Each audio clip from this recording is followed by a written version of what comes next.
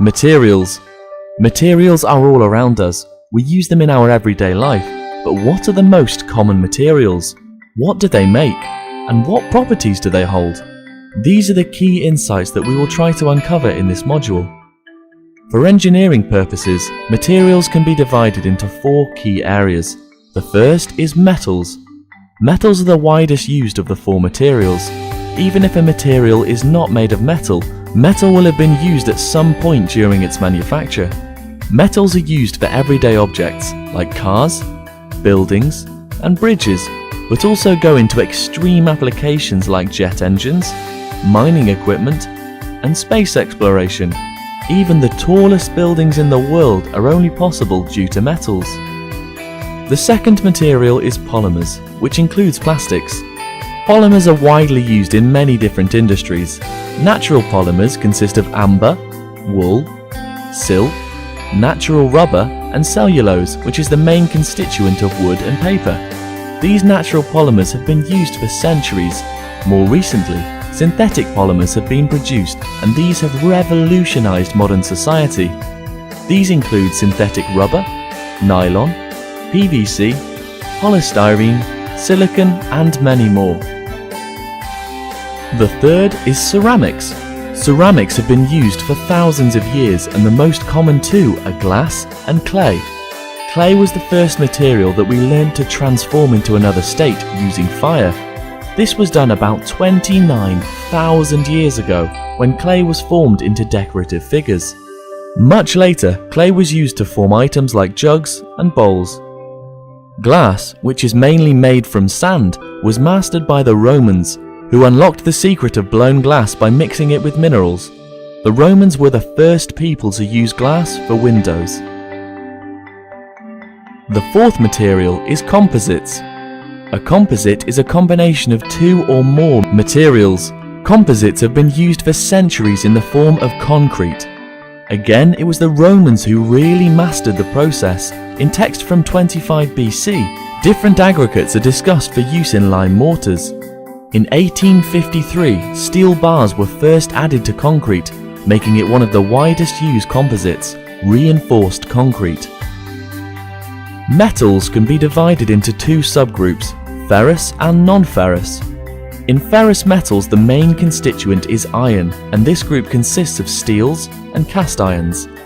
For the amount of strength that is achievable in steel and cast irons, it is a cheap material. This is because iron is one of the most plentiful elements in the Earth's crust. Non-ferrous metals include any other metals. Some examples are aluminium, copper, zinc, titanium, and nickel.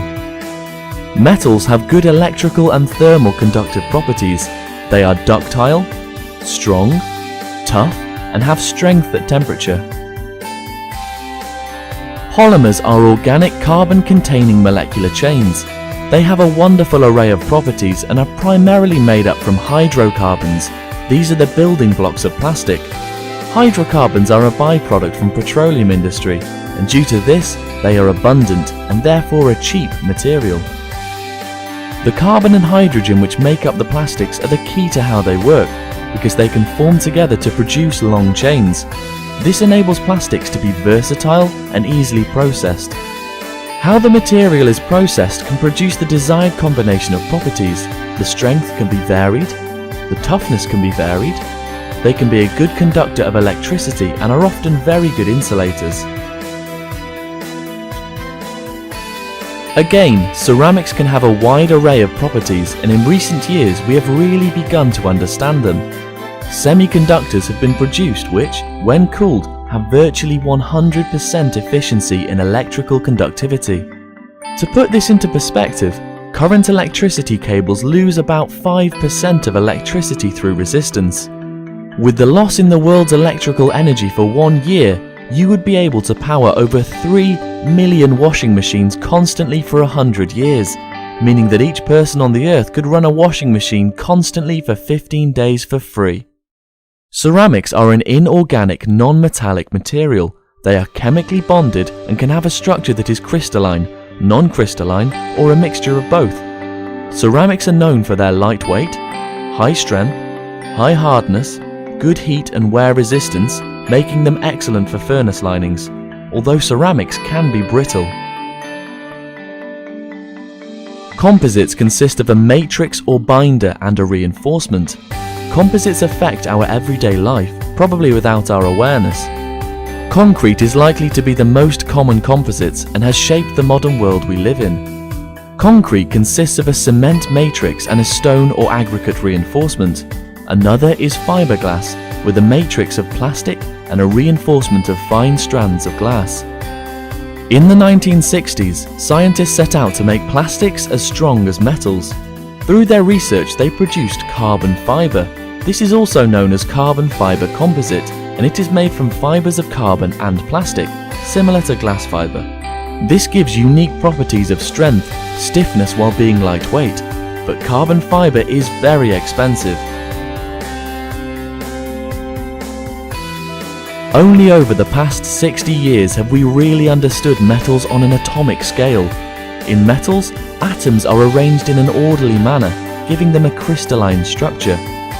Metals consist of two common arrangements of atoms, one with an atom at each corner of a cube and one atom at the center. This is called body-centered cubic.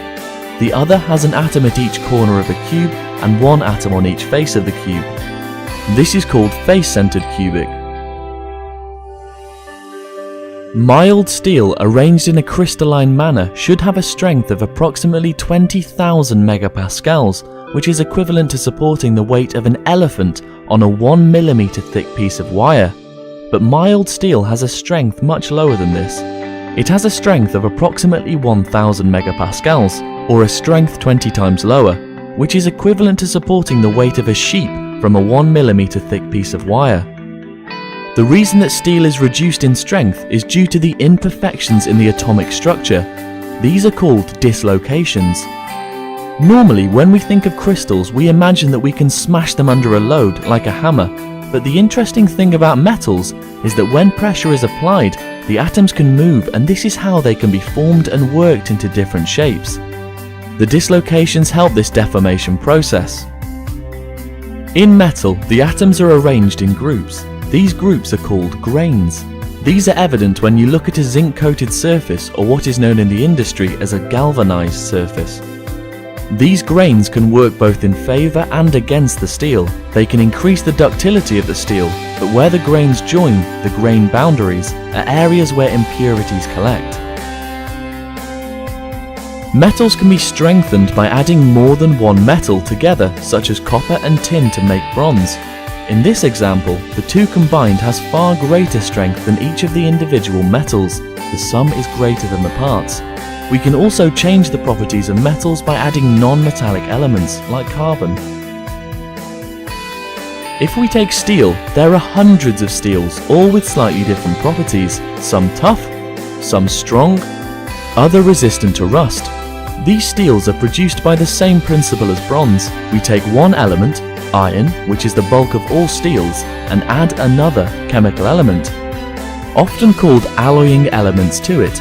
To name a few we could add: carbon, manganese, nickel, copper, molybdenum, boron, chromium, niobium, titanium, and vanadium.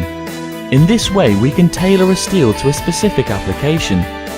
So, we take our grains of iron atoms and our alloying additions, which often have a different atomic size.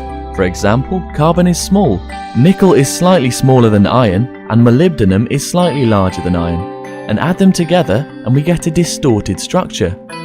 When we add atoms that distort the atomic structure, this makes it more difficult for the atoms to move around and makes the material stronger. Depending on the type and amount, we can make a metal much stronger. The smallest elements, like carbon, lay in between the iron atoms. These are called interstitial. We have the largest atoms which replace an iron atom, like molybdenum. This is called substitutional. This type expands the structure. Or we can have smaller substitutional atoms, like nickel, that collapse the structure. So, in summary, engineer materials can be divided into 4 key areas: metals, polymers, ceramics, and composites. Composites are as high-tech as carbon fibre and as abundant as concrete. Composites are a combination of two or more materials. Composites consist of a binder and a reinforcement. Ceramics were the first material that we learned to transform from one state to another. Ceramics are inorganic, non-metallic materials. We have really begun to understand ceramics in recent years with semiconductors. Polymers have revolutionized modern society. Plastics are made from hydrocarbons, which are a byproduct of the petroleum industry. This makes them abundant and cheap. How the polymer is processed has a large influence over its properties. Metals are the widest used of the four materials. Metals are divided into two subgroups, ferrous, containing iron, and non-ferrous, not containing iron. Iron is one of the most plentiful elements in the Earth's crust. This is used to make steel and cast iron, which makes them efficient in terms of cost per the amount of strength achievable. The atoms in metals are arranged in an orderly manner. They have a crystalline structure. The theoretical strength of metals is much higher than reality due to dislocations. The crystals of metals are arranged in grains. The properties of metals can be manipulated by adding other chemical elements to them. These elements distort the atomic structure, making it more difficult for atoms to move around. ఈ video మీకు నచ్చినట్లయితే like చేయండి. మీకు తెలిసిన వారితో share చేయండి.